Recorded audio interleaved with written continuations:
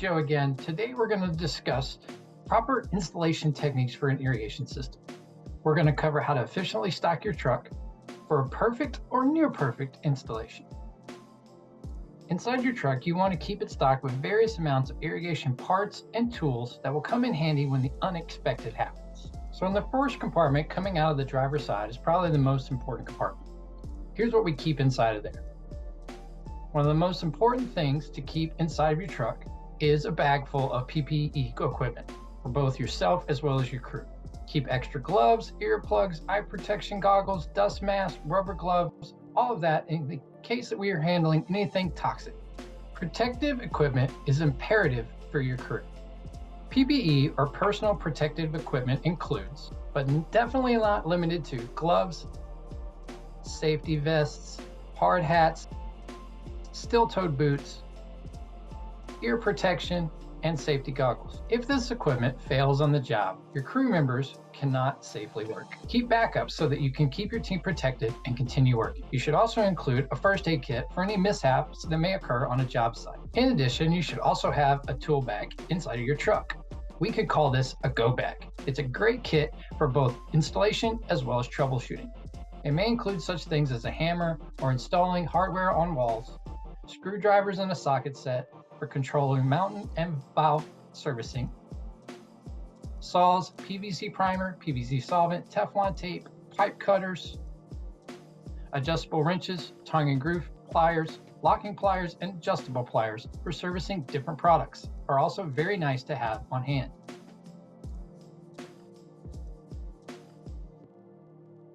The next can be very unique to the manufacturer, so it's important to always carry the right gear. Be sure to have a variety of different keys that can include hose bib or quick coupler fittings. A standard water valve key and extended water valve key are also important to keep handy for different type of devices you may encounter. Manufacturer sprinkling adjustments or tools are critical for adjusting the arc and the radius of the sprinkler, such as sprays, rotors, and MP rotors. Manufacturer control keys are also very important to have on hand to get access to any locked controller. For those tricky sprinkler repair jobs, it's not a bad idea to carry a nipple extractor or stub wrench. Lastly, take a look inside of the go bag to see what type of electrical tools you may have. You may want to have a flashlight to see hard to see spots at night, wire and ground fault locators to find wire cuts, electrical shorts and leaks, a multimeter to troubleshoot electrical components on any irrigation system from the controller and the wiring to the solenoid. An outlet tester with a ground fault circuit to quick test if you have a power from an outlet, a remote like a Roam XL to manually turn on irrigation valves in the field for quick checks, wire cutters, wire strippers, along with a variety of nuts for electrical install and repairs. And lastly, a shop vacuum for quick and easy cleanup. You may think of a few more items that will be important to get the job done, but this is a great list to get you started. In the next compartment, you may have mainly power tools.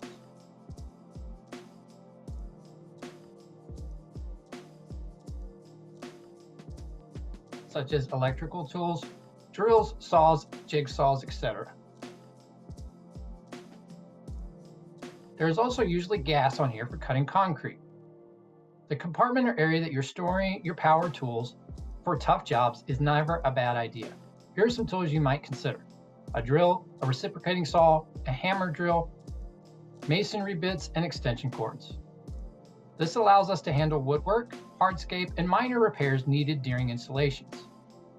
An electrical jackhammer to help break up tough soil clay on concrete, a blowtorch for solder or brass is also important, a trusty blower for cleanup, and one of those brass water jet nozzles to attach to a hose for trenching under sidewalks. Just remember that the more you have of your tools and your resources necessary and needed, it reduces the time that you may have to go to the store to purchase parts. This is extremely important to reduce your labor as well as your part cost and continue the job in an efficient manner. Inside of the truck bed or on top of the truck, you may have some additional larger items, such as a ladder that extends to a minimum of 6 feet.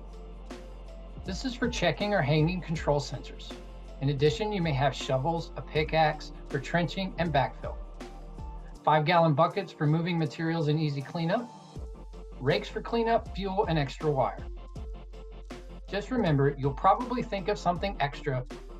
On the opposite side of the truck, or the passenger side, you could store additional materials, such as paint supplies, that are very handy and important for you to have. Things such as flags for obstacles, marking paint to outline a dig area, brushes for touch-up, neon safety or caution tape for easy identification of holes and work hazards, canvases or tarps for covering areas from damage, and some wire brushes for cleaning parts and tools. Somewhere located inside of your truck, you should also have your irrigation parts bins. These bins that are properly organized will save you a lot of time from running to the distributor for any additional parts you may require during an installation. Consider adding some or all of these items to your truck. Organized items such as PVC primer and solvent, replacement valves, DC latching solenoids, a 24-volt AC to fit any valve for quick and easy repair, replacement diaphragms for quick repair of a leaking or stuck valve, extra nozzles and empty rotor nozzles to replace any damaged heads you may encounter, O-ring kits for easy and fast repairs.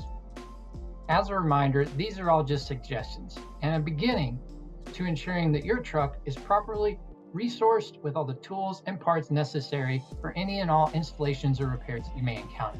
By no means is this designed to be an exhaustive list. Feel free to add anything that you may need for any potential jobs, as one job to another may vary. That concludes this particular video. Continue on with the next module as we review site inspections in the installation fundamentals module. Thanks and have a great day.